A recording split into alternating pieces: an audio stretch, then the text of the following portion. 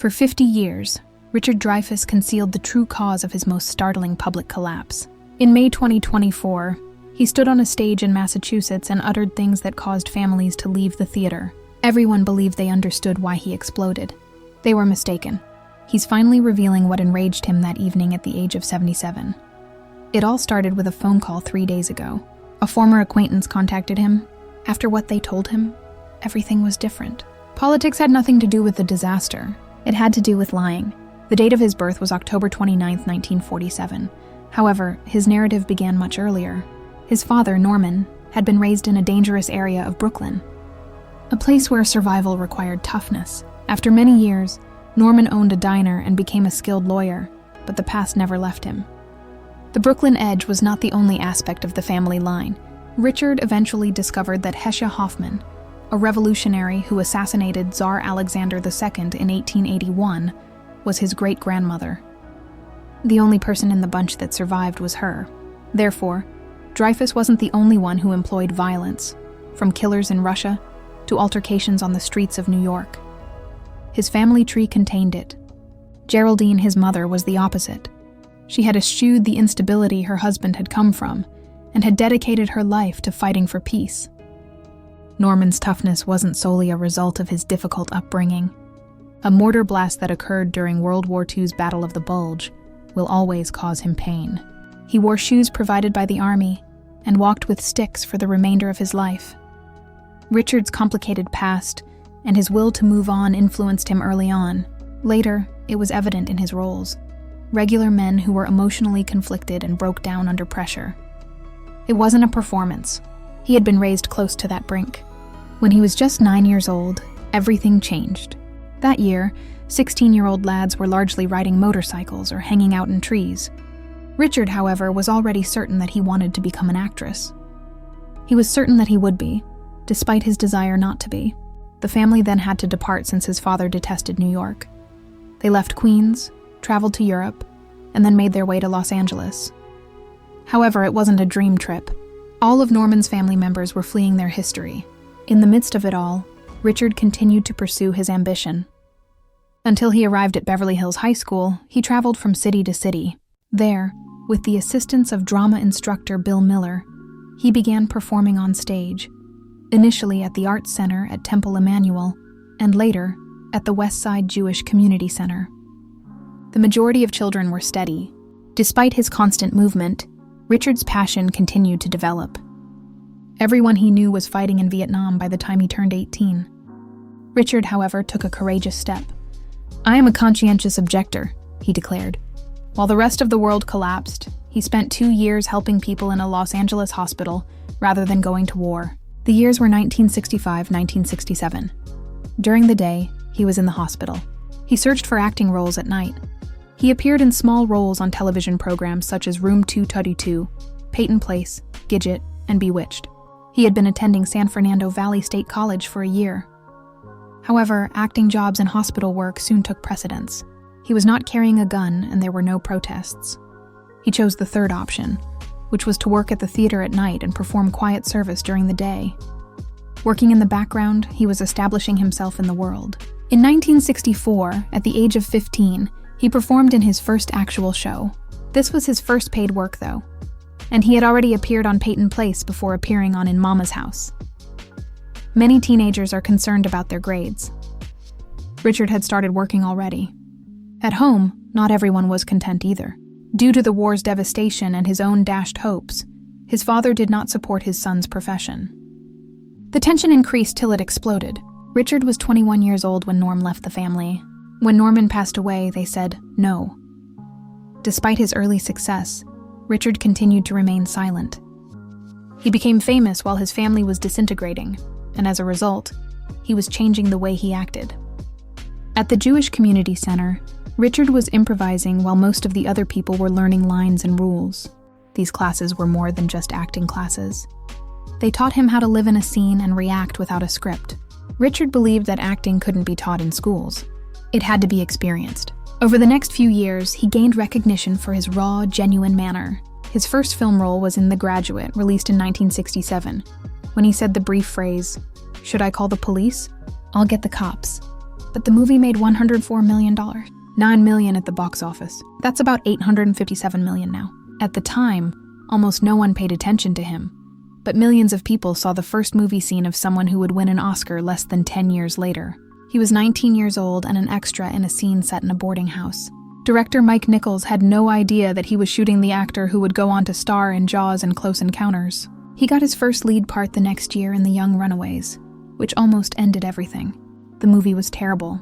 Dreyfuss was only 20, but they made him play a hippie draft dodger who was 32 years old and said strange things like, "I'm all hung up in my own hassles, baby."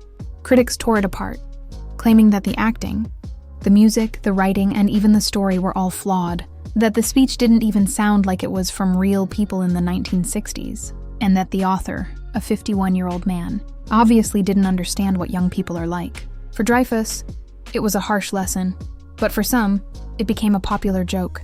It's not always a good idea to be in charge. Things started to change in 1973, when everyone was interested in the violent and twitchy role he played in Dillinger, Babyface Nelson. He did more than just look the part. He studied actual FBI files and discovered that the man who had killed more agents than anyone else in history was only 5'4" tall and had a voracious appetite. Nelson was portrayed by Dreyfuss as someone who kills for amusement. It was horrible. Despite the modest budget of only $1.5 million and Dreyfuss's meager salary of $25,000, his performance was noteworthy. After Spielberg took notice, Jaws began to call. Dreyfuss delved even farther into the tale of a Jewish youngster attempting to flee poverty in Montreal's Jewish ghetto the next year, in 1974. Since his family had immigrated from Austria and Hungary, he could relate to the story and understood what it meant to struggle for one's future. Studios claimed the book was too racially explicit for readers, and it had been shelved for more than 15 years. However, Dreyfuss gave it his best when the film was eventually released. Pauline Kael, in particular, gave him excellent praise, and he was paid $50,000. The film depicted Montreal's anti-Semitism in the 1940s, while capturing the unadulterated hunger of a young man who was driven to achieve. The part demonstrated his ability to handle weighty situations and relate them to his personal history. American Graffiti followed. Dreyfuss appeared in a Happy Days pilot that had not yet been broadcast when George Lucas first saw it. He was cast as Kurt Henderson as a result. With a meager budget of only $777,000, the movie was filmed in Paloma over the course of 28 nights, when another town revoked its production permit. The movie made $140 million worldwide, while Dreyfuss earned $25,000. His pursuit of an enigmatic blonde in a white Thunderbird was a reflection of Lucas's own adolescent years spent in Modesto. Universal initially intended to bury the film, but when test screenings left spectators speechless, they hurried Happy Days to television in order to capitalize on the buzz. Dreyfuss had acted as the group's contemplative member, debating whether to stay or go to college, and everyone could relate to the position. Being famous wasn't Richard Dreyfuss's initial ambition, but everything changed in 1975 when he portrayed the astute marine biologist Matt Hooper in Jaws. The filming, which started in May 1974 on Martha's Vineyard and lasted until October, was a nightmare. Spielberg had to hide the monster more than reveal it since the mechanical sharks were breaking down, which made the film scarier. Some of the most powerful passages were those between Dreyfuss and Robert Shaw, particularly the eerie monologue regarding the USS Indianapolis. It turned into one of the movie's most memorable scenes. However, Dreyfuss later referred to Jaws as dull, stating that he dislikes discussing it and thinks the topic is uninteresting. In spite of this, the film was a box office success, and, until the release of Star Wars 2 years later, the biggest film ever. 2 years later, in 1977, Dreyfuss starred in another Spielberg film, Close Encounters of the Third Kind. He portrayed Roy Neary, a regular guy whose life gradually unravels after he spots an odd UFO. Spielberg began developing the film's concept in 1973, and it went on to earn over $300 million globally. As his family abandoned him, Dreyfuss had to construct a massive model of Devil's Tower in his living room to depict a man in decline. That scenario was heartbreaking in addition to being dramatic. Spielberg also suggested that we might be able to learn how to communicate with the Soviets during the Cold War, if we could learn how to communicate with aliens in that film. In Hollywood, the film further increased Dreyfuss's notoriety. He surprised everyone once more with a love story that same year. In the Neil Simon written and Herbert Ross directed film The Goodbye Girl, Dreyfuss played the role of Elliot Garfield, a poor actor who lives in an apartment with a lady and her daughter. The role was genuine, endearing, and humorous, and it greatly paid off. He was the youngest person to ever win the Academy Award for Best Actor in 1978, only 30 years old. Over $100 million was earned by the movie, which is a significant sum for a romantic comedy. In addition to his strong persona from Jaws, he was adored by audiences at the time for his ability to blend comedy and romance with warmth and sensitivity. In 1978, Dreyfuss decided on a completely different project, while still enjoying the popularity of The Goodbye Girl. He portrayed Moses Wine, a private investigator entangled in lingering radical politics from the 1960s, in The Big Fix. It was not merely a detective tale. It was intimate. The picture allowed Dreyfuss to put his personal political activism to the screen. Although it didn't generate much buzz at the box office, it demonstrated his versatility and courage to stand up for his convictions. The competition followed in 1980. The problem is that, despite being a piano prodigy, Dreyfuss didn't know how to play a single note when he was given the role. He thus trained 4 hours a day for 2 months in a row. He was instructed by the producers, who employed piano specialists, that each keystroke and movement must be flawless. The film depicted how far Dreyfuss would go to live within a role and caught the world of high-stakes classical performance. In one moment, an actress spilled her wine glass on a grand piano by accident, and the piano coach shouted in agony, "It was that serious." He took things a step further in 1981 with Whose Life Is It Anyway?, where he discussed euthanasia, one of the most contentious issues at the moment, while portraying a sculptor who was crippled in a car accident. The movie examined whether patients had the right to choose death over life, and his character didn't want to live with a lot of devices. Critics claim that he managed to find humor while retaining the agony, and the film made viewers consider whether doctors or patients have the final say over a patient's life. Following a period of calm, Dreyfuss made a triumphant return in 1986 with Down and Out in Beverly Hills.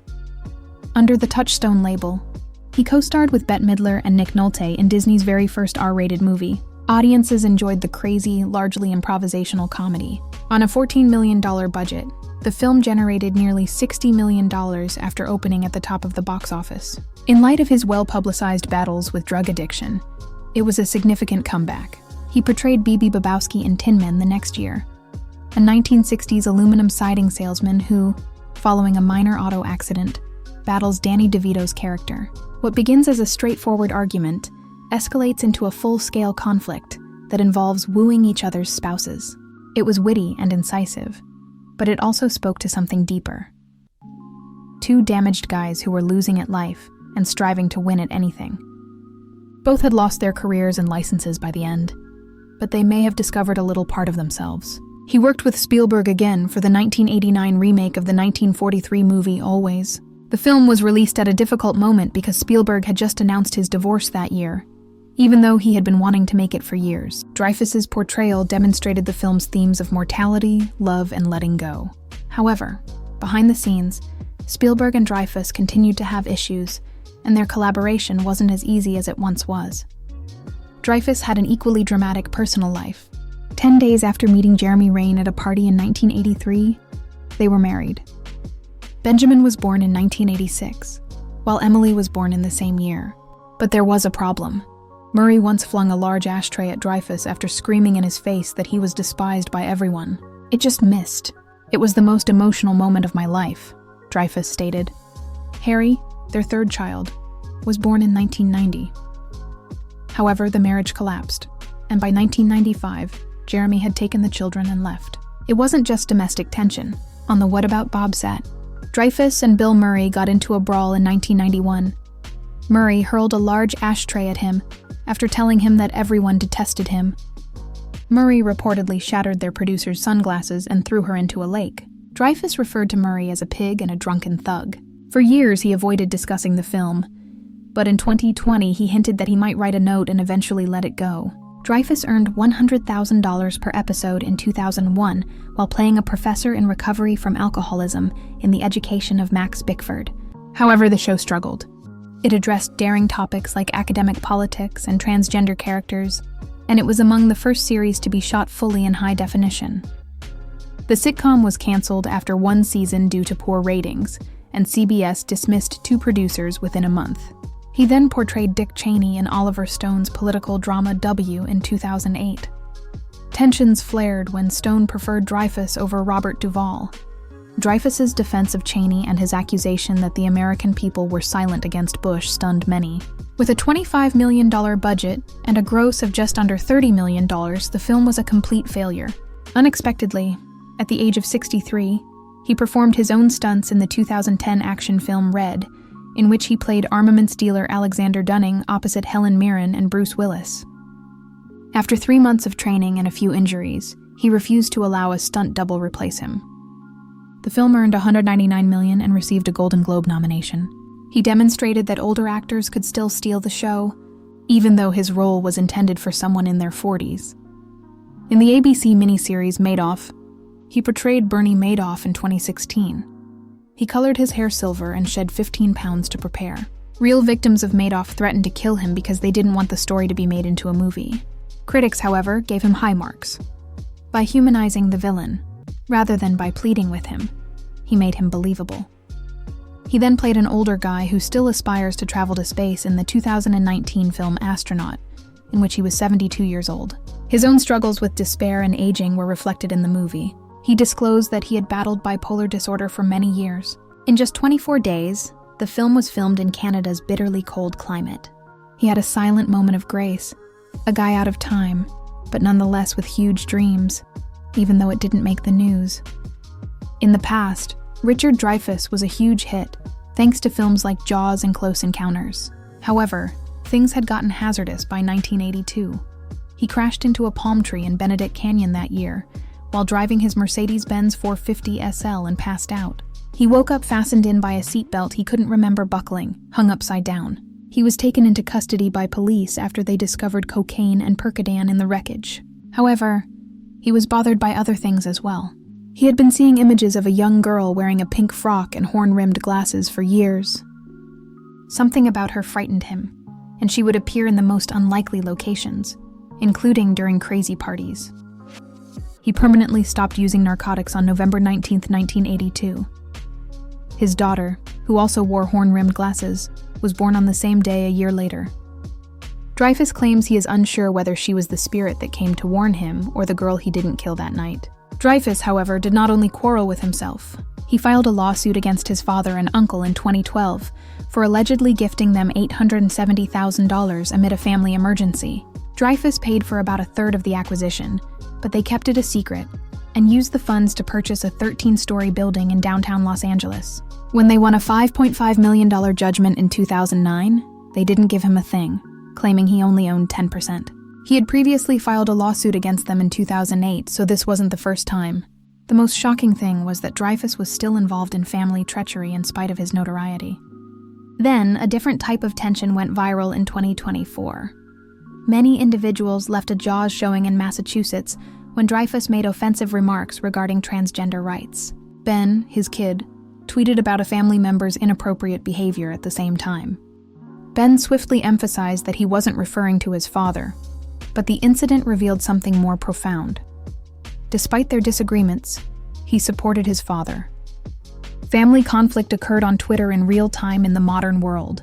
Prior to all of that, Dreyfuss took a totally different course in 2008.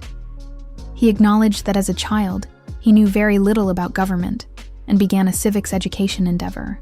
To create a robust civics program, he even studied at Oxford for 4 years. His curriculum, which emphasized storytelling and community dialogue, was tested in Texas schools where students established the Sons and Daughters of Liberty, their own lunchtime clubs. Dreyfuss made it plain that this was a matter of remorse rather than politics. This effort was his attempt to make up for decades of ignoring civic life. However, the sense of battle dates back even further, to Jaws, which was released in 1975. Rising star Richard Dreyfuss was viewed by Robert Shaw as a brazen young man who had never performed on stage. Shaw insulted his acting, called him derogatory names, and even challenged him to scale the boat's mast in exchange for $100, making his life a misery. Roy Scheider recalled that Shaw believed Dreyfuss needed to be slapped down, and Spielberg described Shaw as being like a man possessed. Because of their genuine tension, The conflict between their characters seemed much more genuine on screen. When Oliver Stone was filming W in 2008, the same thing occurred once more. Although he played Dick Cheney, Dreyfuss and Stone were often at odds behind the scenes. Dreyfuss eventually referred to Stone as a fascist and likened the situation to working for Sean Hannity because it got that awful. He also acknowledged that he made the film purely for financial gain. Stone retaliated by claiming that Dreyfuss needed to use cue cards because he was unable to recall lines. Dreyfuss continued to discuss it years later in 2014, accusing Stone of being resentful of not receiving any Oscar recognition. Then 2017 arrived. A writer called Jessica Teich accused Dreyfuss of years of harassment as the Me Too movement gained momentum. She claimed that in 1987, Dreyfuss exposed himself to her in his trailer. Dreyfuss acknowledged engaging in enticing behavior he believed to be reciprocal, but he denied exposing himself. He referred to it as a miscommunication. The fact that a few days prior, he had tweeted in favor of his son Harry, who had accused Kevin Spacey of grabbing him when he was 18, further compounded the situation. The double standard was criticized. The problems continued. When Dreyfuss appeared on PBS in May 2023, he was furious about the Academy's new diversity policies. He claimed he felt like throwing up at the thought of being told how to cast a movie. He defended traditional blackface performances and questioned why actors today were required to play to the emotions of the public. He claimed a few months prior that it was absurd that he would never be able to portray a black man. He seems to dig his heels farther with every interview. Then, on May 25, 2024, Dreyfuss wore a floral house dress over his shirt and appeared on stage swaying to Taylor Swift at a Jaws event in Massachusetts. In the middle of the song, he removed the dress, lifted his cane like a bat, and launched into what many described as a hateful tirade. He ridiculed LGBTQ+ individuals, transgender youth, and survivors of sexual assault. One parent reported that her 10-year-old daughter sobbed during the speech as families departed. 3 days later, the theater was meant to conduct an evening about combating prejudice. But instead, they held what guests described as a night of misogyny and homophobia. The company apologized via email the following day. The disparity could hardly have been more pronounced. Ben Dreyfuss found himself in the center once more. Using social media to diffuse the situation and acknowledge the embarrassment felt by the family, he attempted to explain his dad's behavior without defending it. His tweets evolved into a public declaration, which garnered media attention. Even their dedication was unable to shield them from the consequences this time. His agency had to spend more time handling cancellations than organizing events because several venues canceled engagements. Dreyfuss found himself increasingly isolated as the days stretched into months. It tallied up since he had been involved in so many scandals in the past, including Jaws, Stone, the Oscars, blackface, and everything else. Fans were then taken aback when Dreyfuss was admitted to the hospital in July 2025 due to viral bronchitis. A rare public appearance at SharkCon in Florida had to be canceled. A video showed him wrapped in a Jaws blanket in bed, frail and forgetful. Before his wife reminded him, he was unable to recall what he was ill with. The weary eyes and the beeping equipment. Many people saw him for the first time in more than a year. Everything appeared different.